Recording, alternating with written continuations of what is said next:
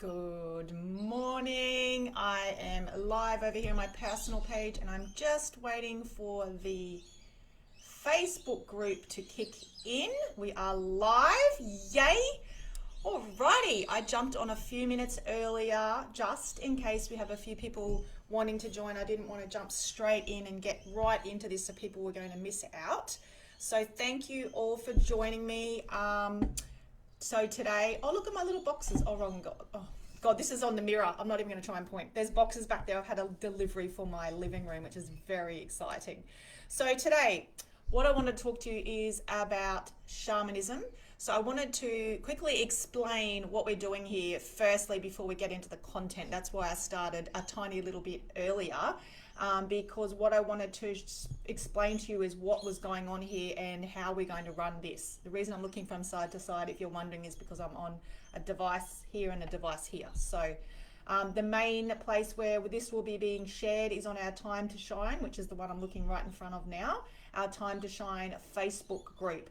So every week on a Wednesday at 10:30 on our Time to Shine with the number 2 Facebook group, where we'll be posting a live educational, we're calling them masterclasses in relation to some topic. Mine will be soul masterclasses. I'll be talking to you guys about spirituality and different things around the soulful side of things. And every second week, my sister Diane will be jumping on the Time to Shine group and talking about something life-based, like the way she does life and getting through our fears and what we can do in our life to improve our life. So that's how we're going to run it. Hello everybody that's watching live. Thank you for jumping on. And so we are posting today on my personal page because we do have a lot of people on there. But what I wanted to tell you guys over here on the personal page is this is a little bit of a sneak peek, and we are actually going to be doing these across on the Facebook group. So make sure you join that Time to Shine Facebook group.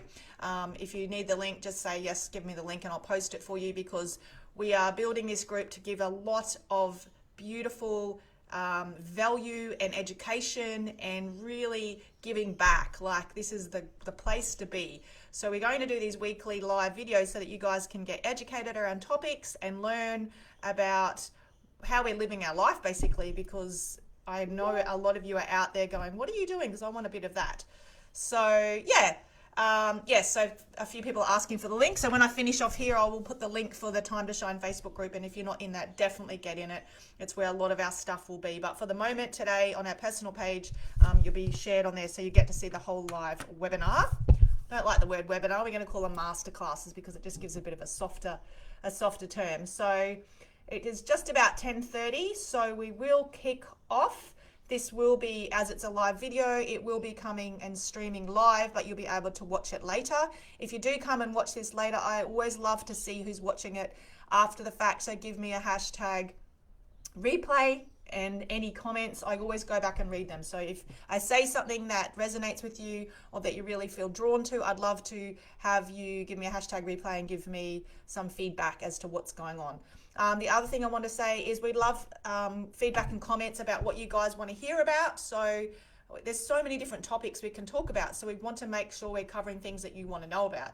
So in the Time to Shine group, there's a post at the top basically saying, what do you want to know? We want to hear. So reach out to us, say, hey, I want to know about this, and we'll do a masterclass on that.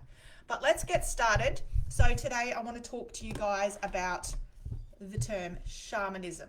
Now, this is a term that's thrown around a lot.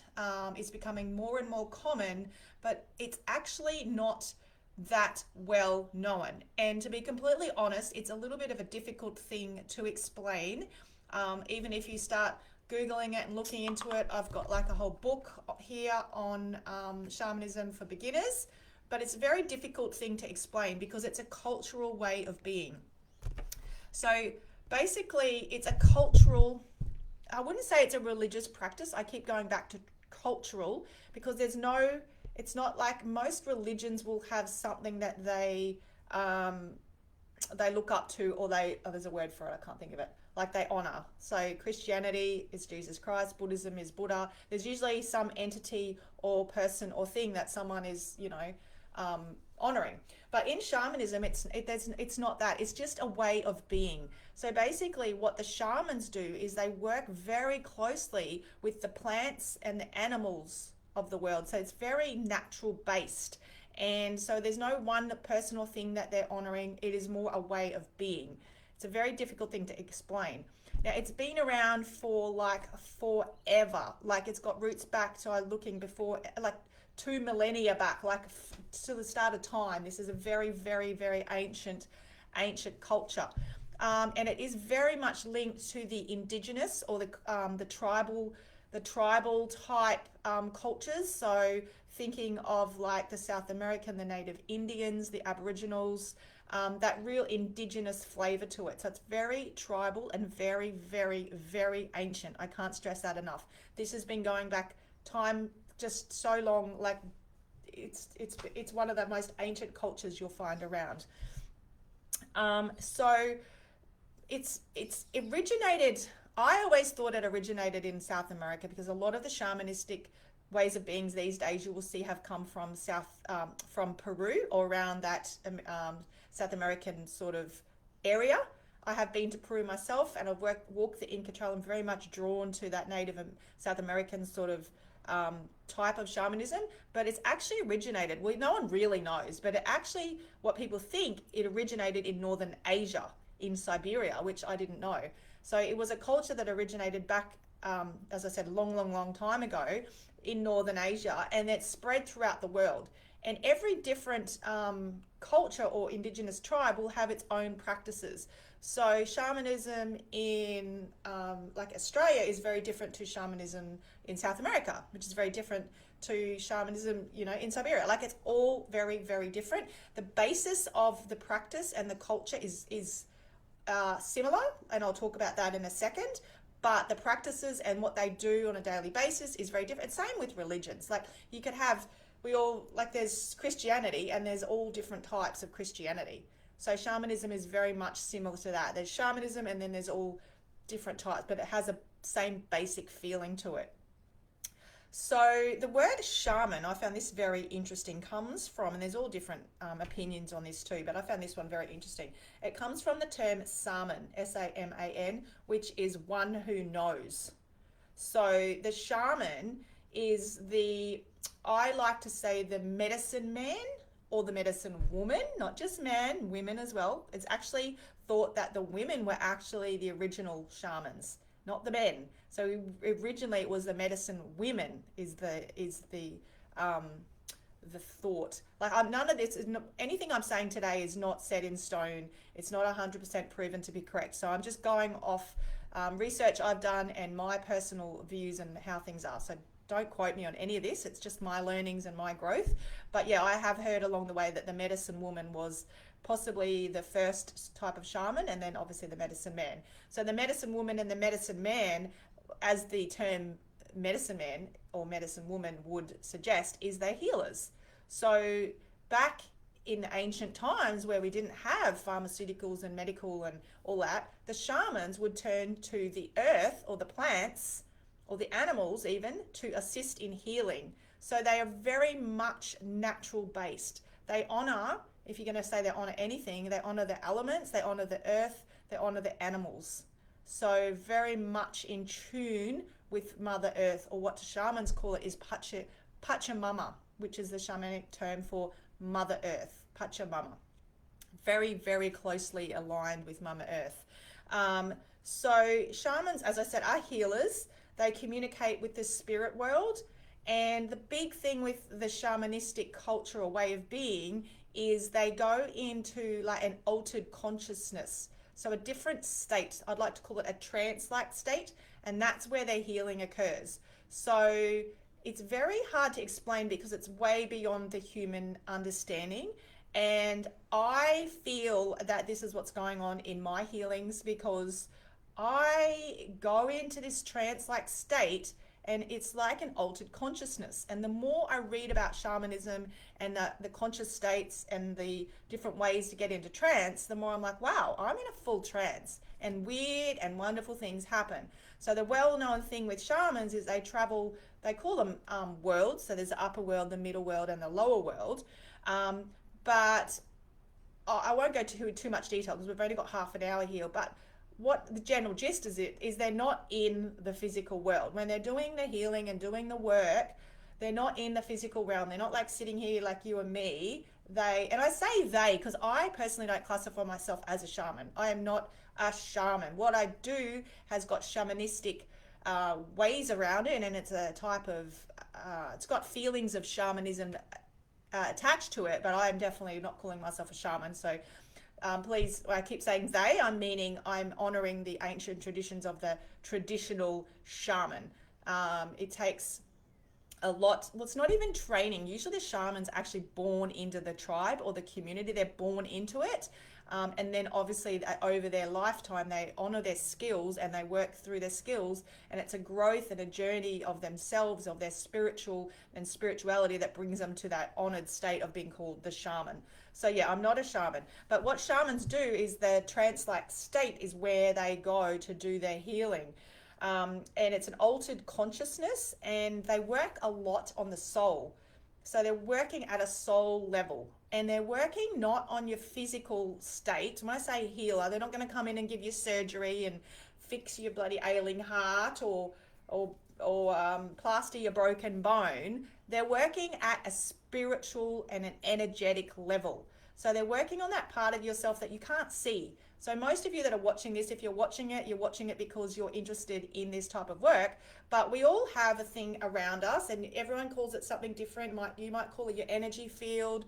The shamanistic term is the luminous energy field. There's all sorts of terms. If anyone's watching and they have a term for that thing around you that you can't see, let me know what your term is. There's people commenting, but I won't go too much into the comments till the end because I'll get sidetracked, which I do quite easily. As you know, if you watch my live videos, I get very sidetracked because I don't have a set structure, which I like with these things. There is nice times for structure, and there's other times where it's just talking is probably the easiest. So the luminous energy field, or the aura, or the that thing around you, is where the shamans work most. So they're not working physically on you, but their belief system is that if you delve into this aura or energetic field, that is where all the records are stored for your ailments. So if you have blockages in your energetic field, then they will then manifest physically in your body.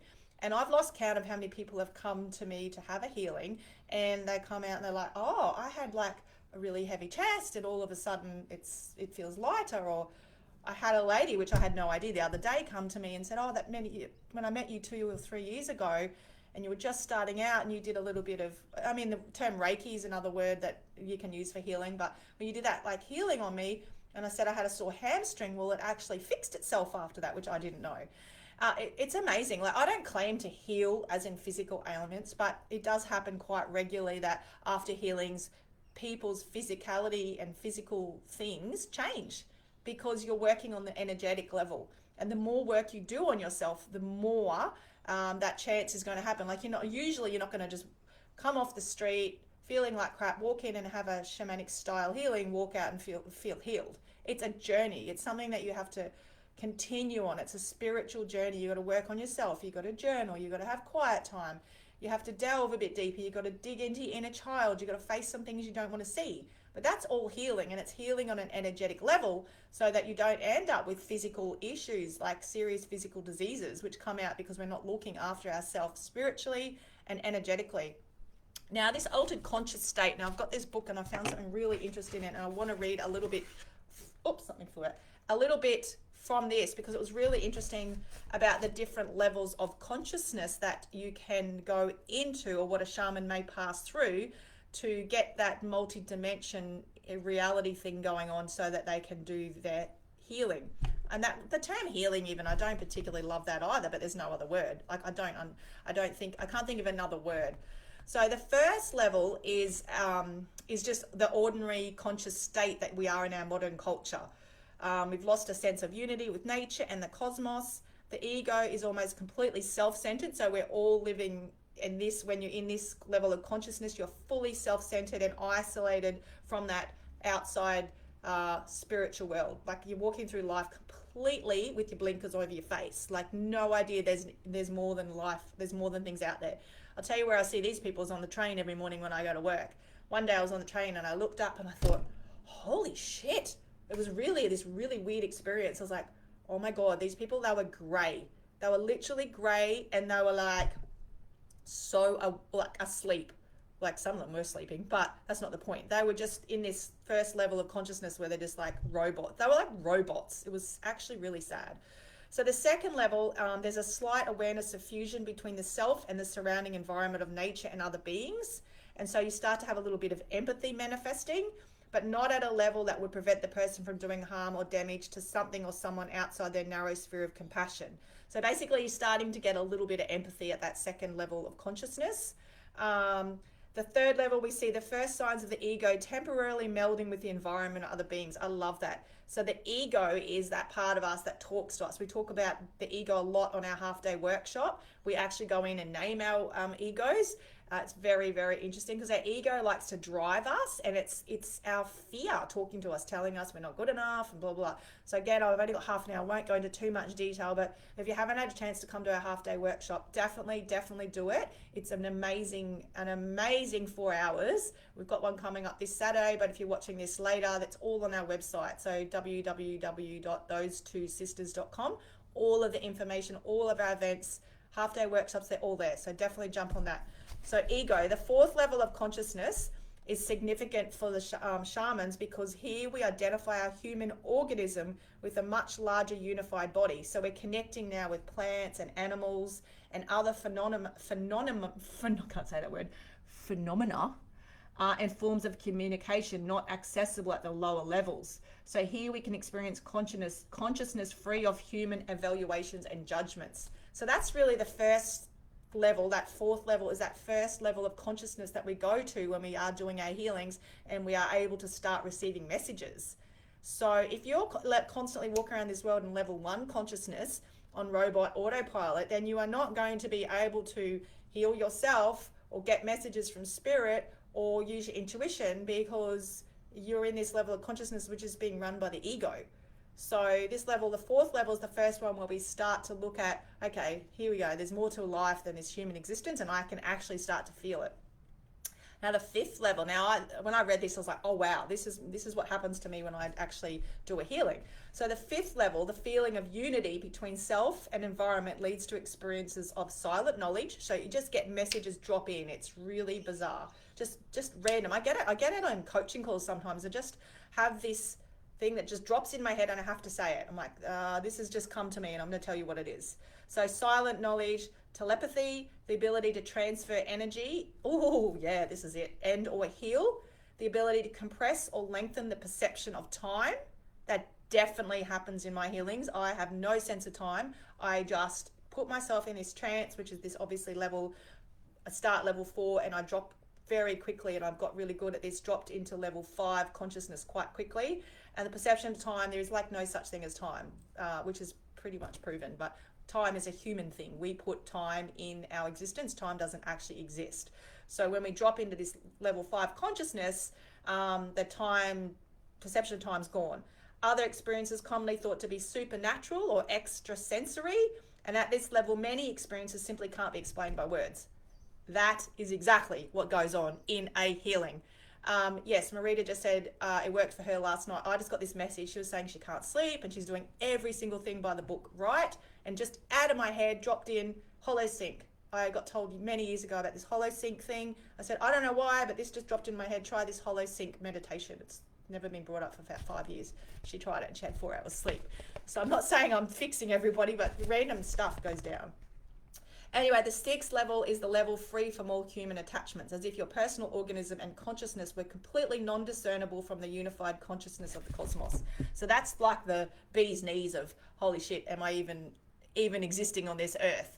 It's so cool. But that level 5 consciousness is it's like, I can't explain it. When people come out of healings and I ask them to do testimonials, and you would have seen a few, they can't articulate what just happened, because it's not in a form it tells me here, the book says that at this level, many experiences simply cannot be explained by words. It cannot be explained by words because it's not a human thing. It's beyond human. It's above human. So that's when we talk about shamanism, that is what I'm talking about, that trance-like state. And that's why I feel that what I do has links to shamanic culture. Not only that, but I'm just drawn to it. And usually with shamanic practices, you are drawn to it. You can't explain why. You don't know. You're just feeling really called to it. When I listen to shamanic music, I'm just like put into this trance. There's something about shamanism that just has always drawn me. I didn't even know what it was a couple of years ago. Again, I used my intuition. There was a course. It's not even a course. I'm about to run it myself. Let's say a course. It's a course that was the receiving the rights of the Moon key, and I was like, I don't even know what that is, but I didn't even know the lady that ran it. I was just like, yes, please. I just knew. It's energetic work, Sharon. Yeah, I just knew that's what I had to do. I did the course, just crazy stuff's gone down. I am now running that exact course myself, and I am now passing on the rights of a tribe from Peru called the Rights of the Moon key, and that's what my soul university is. It's me transferring the rights of what I received. Faith's going to be there to you. So then you receive the energetic seeds that are planted within you to help you then go and live this type of life and start your spiritual journey.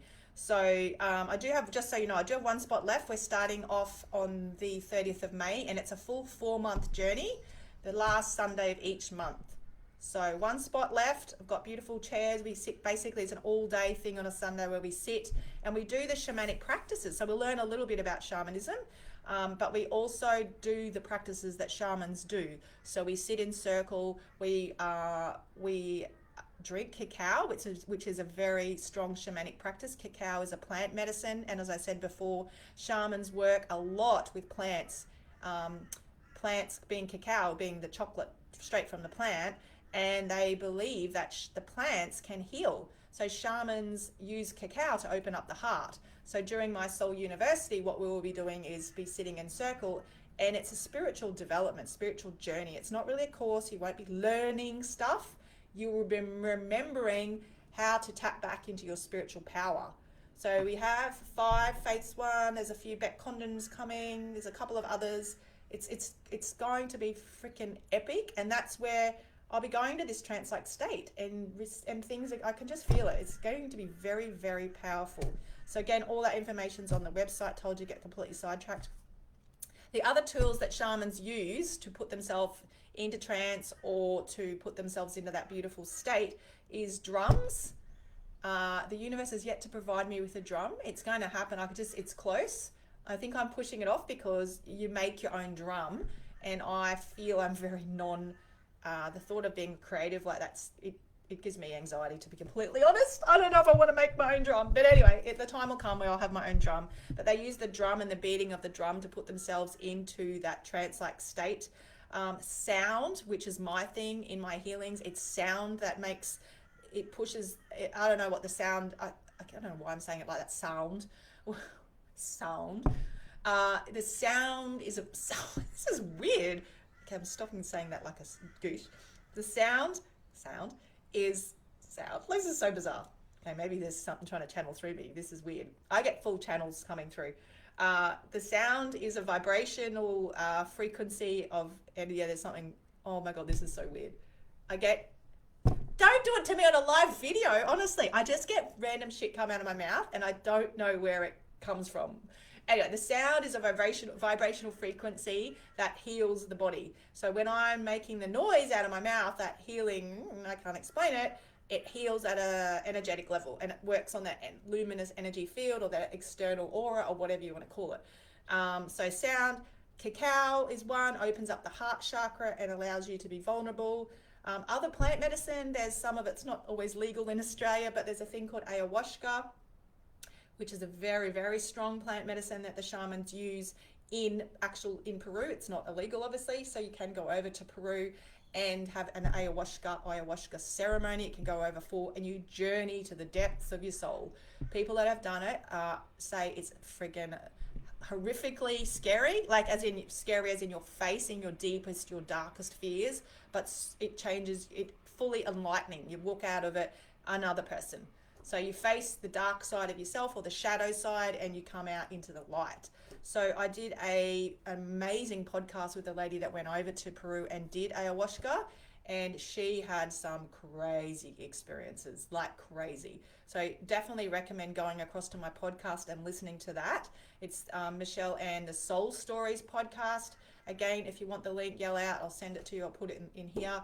And the interview is with Jessie Moss. And yeah, she talks about ayahuasca and the plant medicine and how it changed her life. Absolutely mind-blowing. So the other things they do is a thing called a sweat lodge, which I have participated in once. A sweat lodge is it's crazy.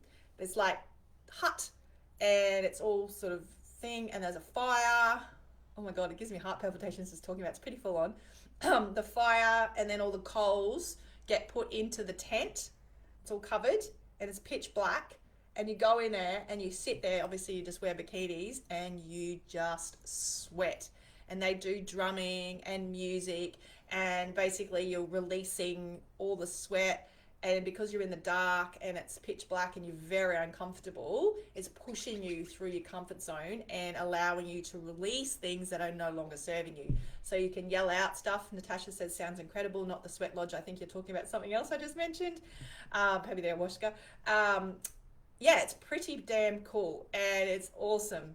But yeah, there's all sorts of other things. A vision quest, I haven't done that yet, where they'll someone will go out into the wilderness or the forest, somewhere where there's like nothing, and you're on a vision quest. So literally you're in silence, you're by yourself, and you're being with nature, the elements, whatever.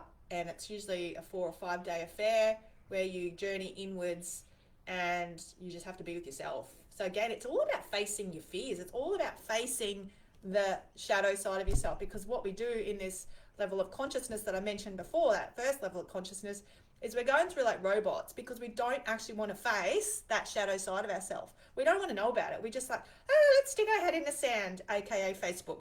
Oh, let's scroll through Instagram. Oh, let's watch some shitty TV. What else can we do to distract ourselves today? Like literally, we're all the same. We're human.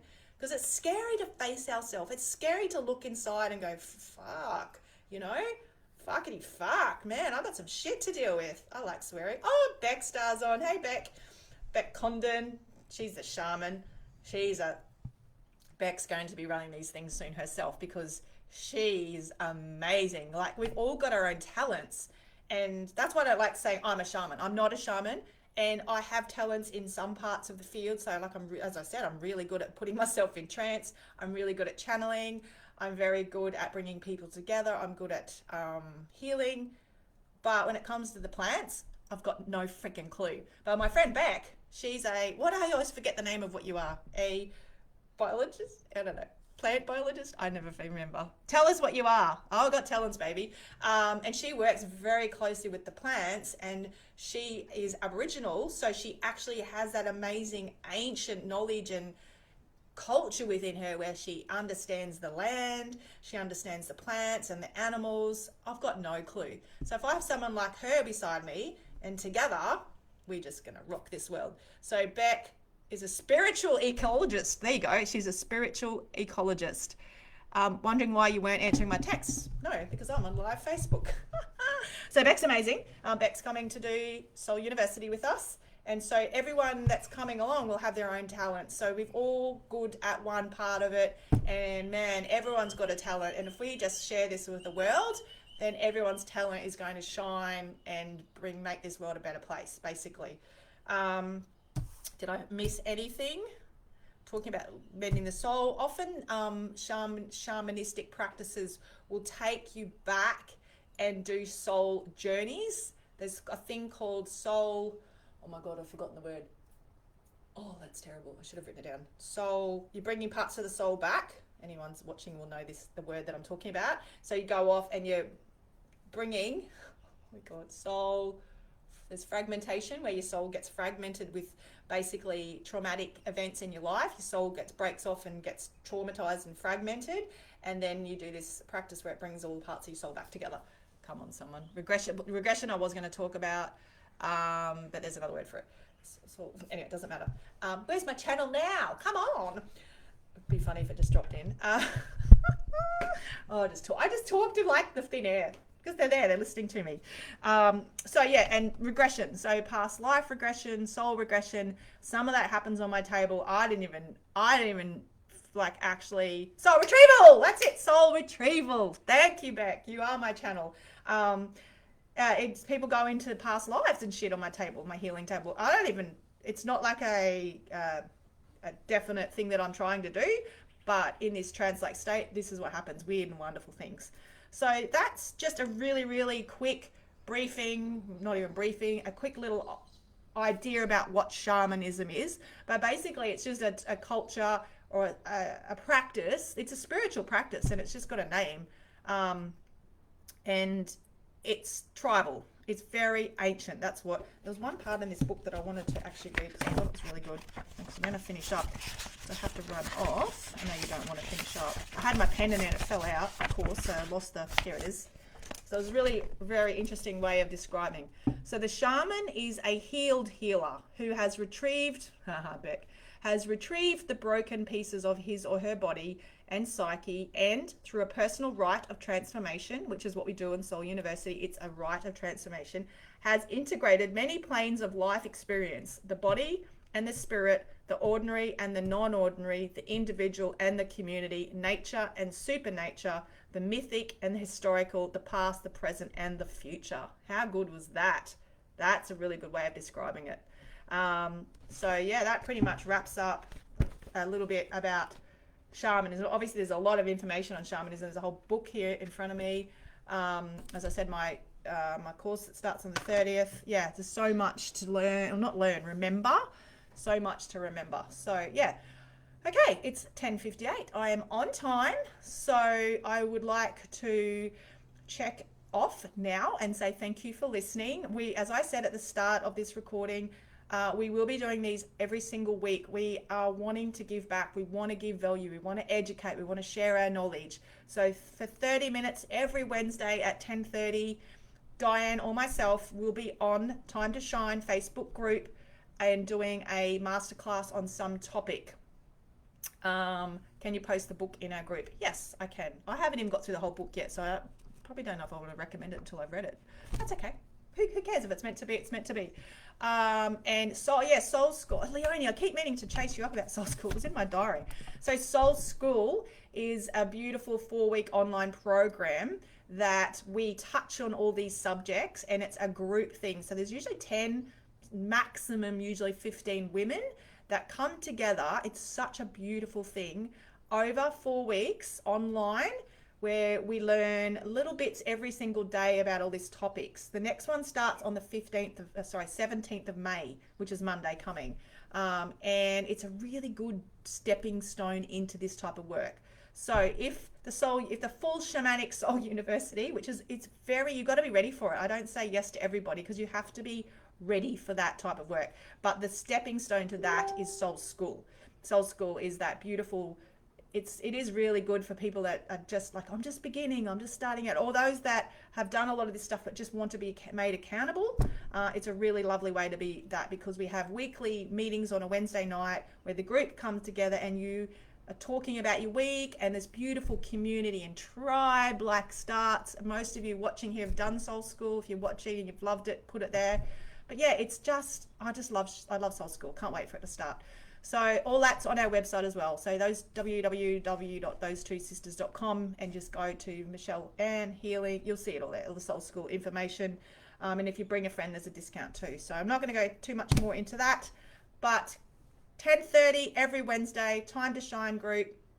Please jump on. And obviously these will sit on our page. So if you watch them after the fact, please comment. We want to hear how what we're teaching you is affecting your life. If you learned something, if something aligned with you, if you feel like you got something out of it, tell us, because all the stuff we do, I love it, but obviously it is a lot of time and effort and energy on our behalf. We love it, but it makes it so much better when people come to us and say, oh my God, you changed my life, or oh my God, you did this and this, and now my life's doing this. And it's things where I was like, if you didn't tell me that, I wouldn't have a clue. Some days I wake up thinking, am I doing enough? Am I doing enough? Like, I don't know. And then I get this beautiful message from someone that says, You literally changed my life or saved my life. I've had messages from people saying, I was pretty much suicidal and you saved my life. I was like, holy shit. So let us know. All right. Well, thank you for listening. I love you all, and I will see you on the Time to Shine group. Heaps of content coming your way, and big kisses from me. And I'll see you probably in a fortnight. Diane's going to do next one, and I'll do in a fortnight's time. Soul Masterclass coming your way. All right. See you guys. Bye. And live.